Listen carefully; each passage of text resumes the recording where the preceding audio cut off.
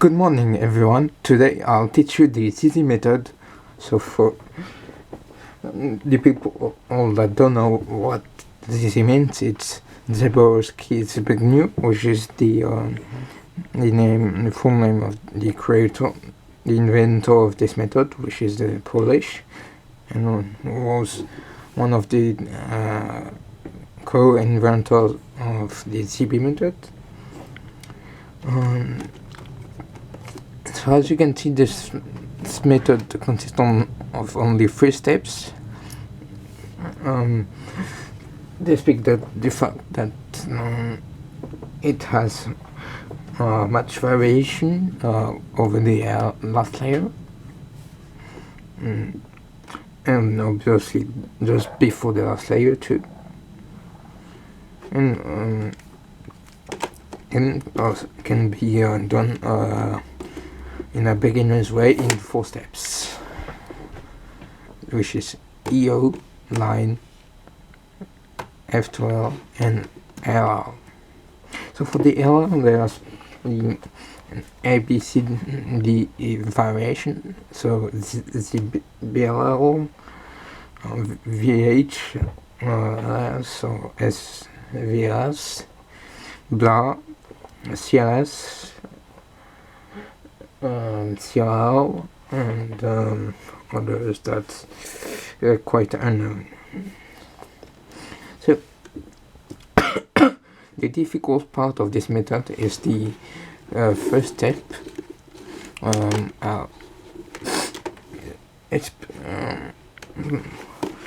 But people that are even doing this step in 2 small steps. So touch the EO then the line instead of just the EO line, which looks like this. So it consists on only 2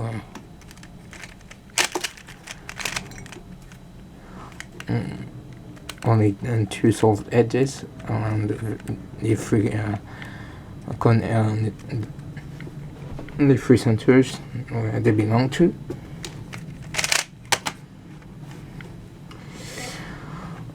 And that neither of these steps requires an algo, except the one particular case of the EO1 where every edges are meter-oriented. Well, that happened really rare. I didn't even got this case yet, and this can be done quite intuitively. So, apart from the last layer, the first 2 steps can be done easily and intuitively. And what's good about this method is that when the EO line is done, the F12 can be done using only 2G algo.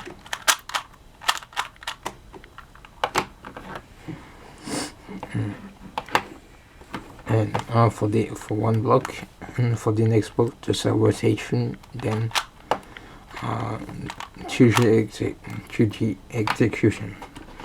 So it's quite a friendly, OH friendly method. I think it's the most OH friendly that ever existed yet, and that's why I use it for it. So the main problem that people have with this method is the first step that mostly has avoided people to learn it, and so I'll try to make this step easier. So I'll focus on this. So when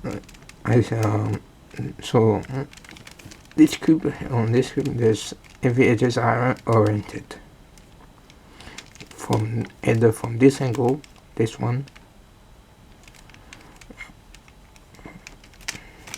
this one, and this one also. So where do you start? Here, here, here, here.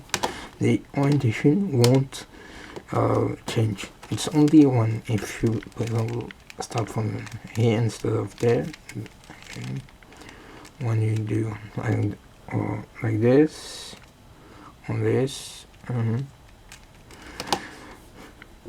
so that's why my advice would be, even if you color neutral, try to stick with 4 colors maximum, and 4 colors that are both on the same slice X. If you become like this, and if you want, go for it, but do not change after to this orientation, because if you start the EOS detection on a face like this, changing won't be a good idea. So on the tutorials, I'll mainly focus on this orientation, so yellow on top, blue on front, and sometimes we'll on this one or this one. Well, generally depend on the scramble, but I'll mainly try to focus on this orientation. Also, one good thing about this method is that this same advantage of pictures have, is that this rotationless method, so you don't need to use, you can solve it straight like this, which is cool actually, because for it you won't have to do this, you will just need to Z and Z prime rotation at the F12. So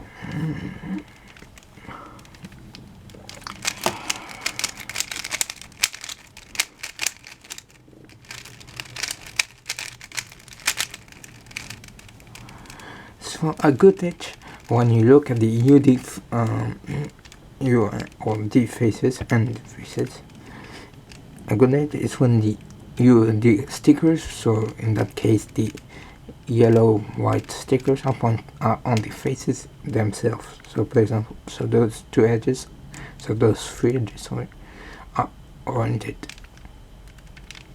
And when you look at this one is oriented, and both of them are misoriented because the white and yellow are not on the face itself.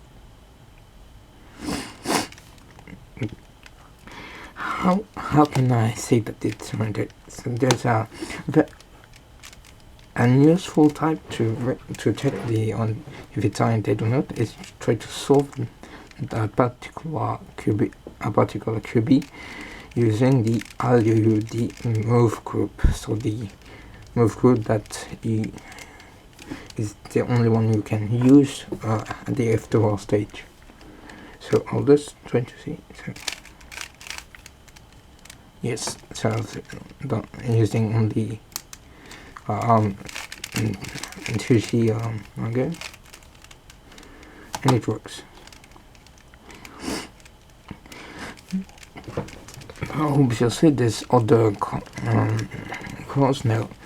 One, you still look at the top at the U or the faces. If you see the FB stickers, so for in that case the blue or green stickers on the top, without having a white or yellow stickers, because for example in that case the green sticker is here, but the yellow, and here. So on looking at this, you could think that both are oriented, but when you look, paying attention to the stickers here, they are not, because the white and the yellow are the first orientation indicator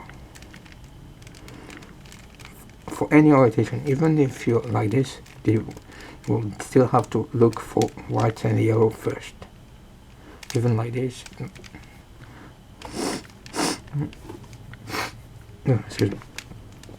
So here in this case we can see that it's oriented, and when we check, yes, it is. So to demonstrate that bad edge is about what it is I'll try to. So this one obviously is good because there's no yellow UD stickers, so yellow white, but there's the green here, so it's oriented, and as you can see it is. But this one here, it's I don't need to do moves, and this one too, to show you that they are misoriented. Why? Because it's placed by, I will have to do an algorithm with an F prime or B prime to orient it, and so it's solved. So that's why there's a move group restriction, because the F prime, B and B prime, so every moves apart from those four. So of course the F2, B2 are allowed because they don't affect the orientation. I will explain later why. It's because when you do an F, every edges on these things are misoriented. But that's I will go furthermore in depth later. And so here, as you can see, it's misoriented because I cannot solve using only IOD moves. IOD alt. Now when you are looking at the E-slice, an edge is solved, it's on a good edge, an edge is good. I mean, when the white or yellow is pointing, is on the F or B faces, so here it's a good edge. This one obviously it's a good edge because it's solved. So assuming that one an edge is solved, it's always good. But when we look at here, as I said before, the edge is bad because the green is not on this face, but it's on the side face, on our side face. And when we check, we need to do this to solve. And for here, the yellow is not on the B face, so it's on the side face. The green is here, but has it's the same thing for the U and the faces. And the yellow is outside of the good faces, if I could say so. So it's bad because to solve it I'll need to do a B prime, which isn't allowed. So to make it easier, if you see a white sticker or a yellow sticker on the U and the faces, it's good. If you see a blue-green sticker without an with sorry, an orange or red sticker on the side of this edge with the blue-green sticker, it's good. Otherwise, it's bad. And for the E-layer, an edge is good when the blue, green, yellow is on the blue or green faces. Otherwise, it's bad. You just need to know this, that the rules, technically it's more growl lines for EO, but it's useful. And if you want to see written, I'll put a link in the description of it. To Conrad videos tutorial. So when you've found the old where the yellow and the bad edges were and how many of them there was, you plan your AO strategy, which is like if you an FMC planning a solution to orient them all. So in that case,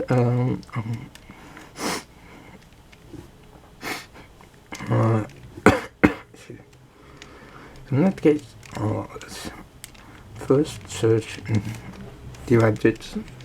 So we'll see those three here. Why? Because no, this one. So there's only those two. So this one.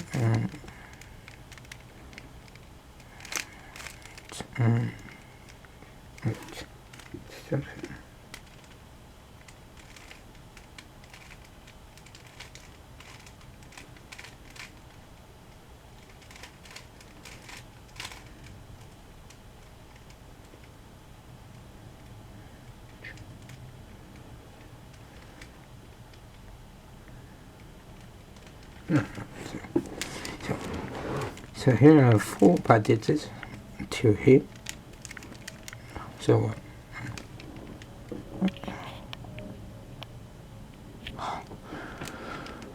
hope you can see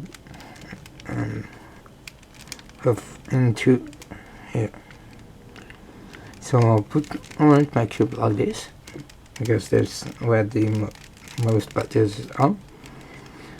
So I know that 3 patches here on the B face, so the orientation face, and the last one is here. So what I will do on the B2, so take F2, sorry, and D2 to bring all 4 patches on this face, then do an either on F or F prime.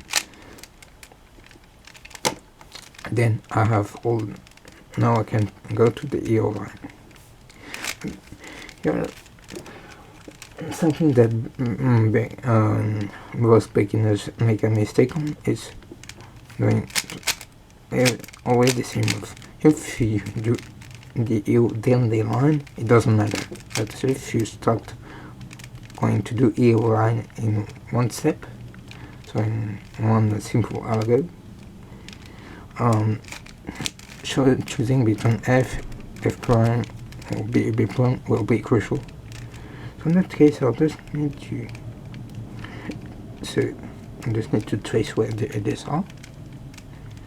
So it goes like this. So if I do it on this, we'll continue. But I prefer doing in this side. Then for the line, I just have to do R prime to connect this, U prime,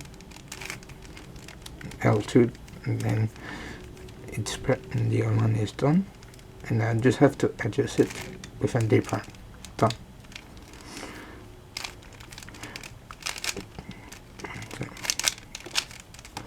And so that's you only need to know.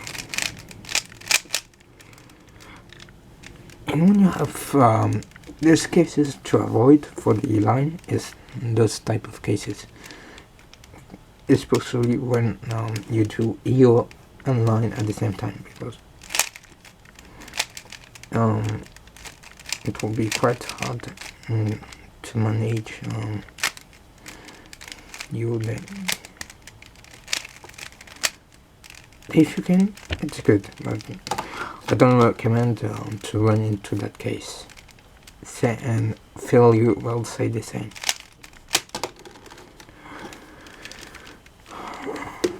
Now for the F2L, there's a couple of types. It's don't restrict yourself to think in pairs. So solve the quartz editors and solve the pairs like you will do on the C#, ZB, VH, or V, or MGLS, etc. On any LBL type of method. So trying to think what is the best option, so in terms of count, is efficiency or the most easier for you. For example, I'll generally solve this when I see it using C4P, but I'll first solve this block. And also there's another type, is don't try to solve this block, this, trying to be more ordered. So for example, you do the F2 to a block on the right, finish it, then you go on the second one. That's important for OH.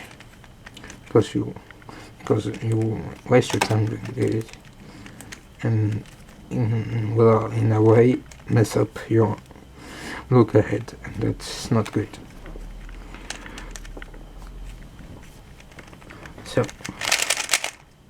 So what up here is looked like this.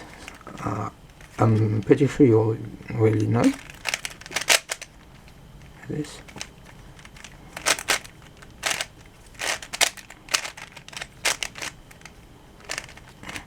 And the block is like this.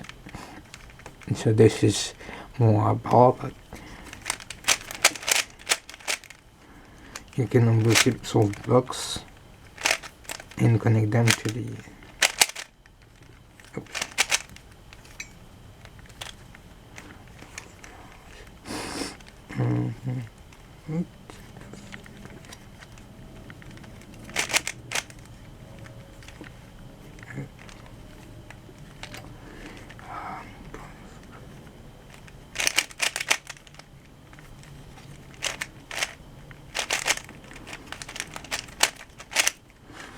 and then finish by solving 2 by 2 by 1 block, and then you can solve the pair, your NA pair.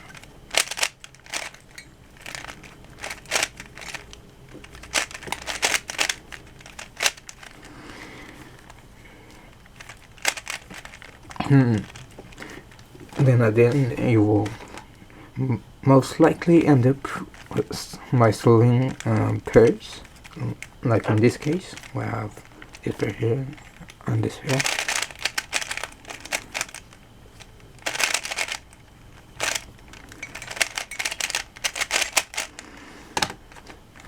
Oops.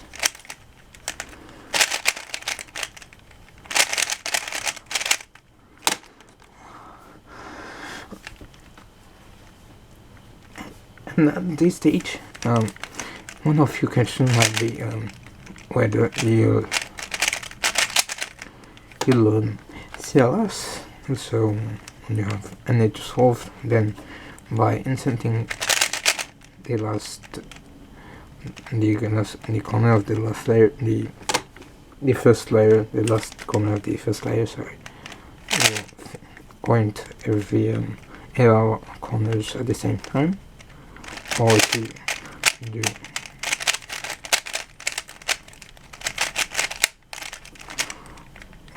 will do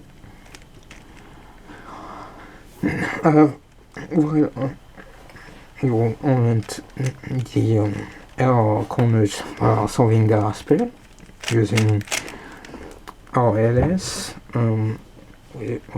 where every edge is oriented, or simply winter variation, summer variation.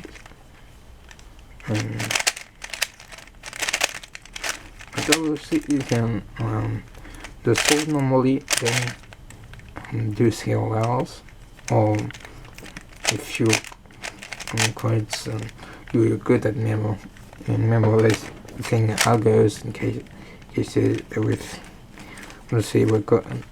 Recognizing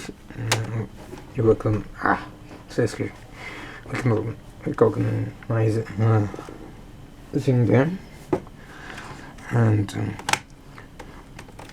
you want to one-hook the last layer, so in that case learn the CBRL, and you will be using the first subset of this easy method. So in my case I only know quite a few, like 4 or 5, and but if the best thing is to learn a couple of winter variation cases, a couple of CLS and CLRs.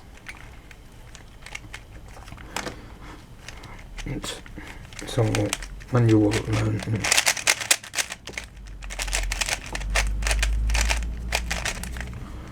how many cases.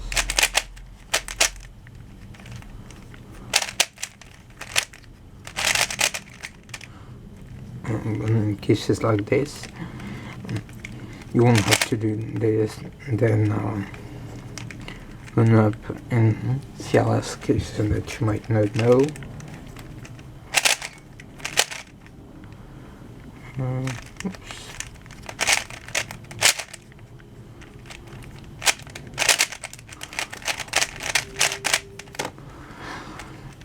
So here's my tip: learn at least every main main cases of each of those subsets. Maybe not up to blah and all those, but at least CLLs, VHLS, and maybe CLS if you want. But you can do them quite intuitively, so it's not that hard.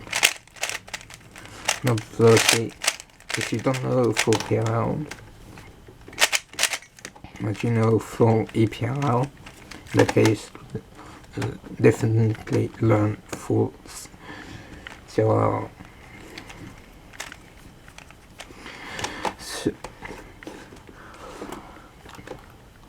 So for example, when you will learn in some cases like this, you won't have to remember this stupid this.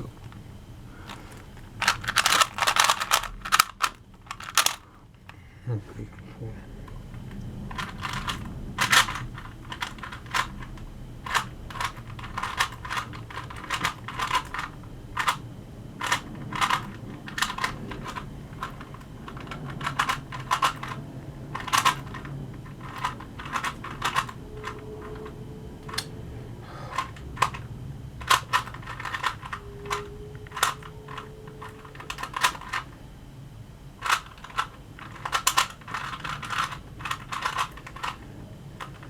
So when you run into cases like this, doing the more drama cases won't help you, because you won't still have to solve.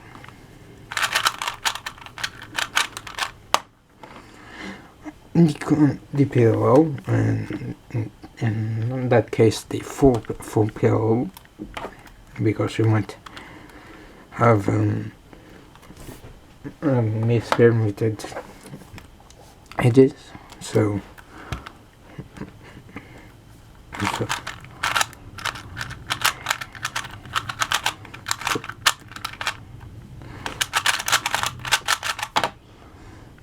learning CLL would be a good thing to do. So that's all for the tutorial. If you have any questions, any doubts, ask me on the comment, and I will be happy to answer the question. Thanks and bye.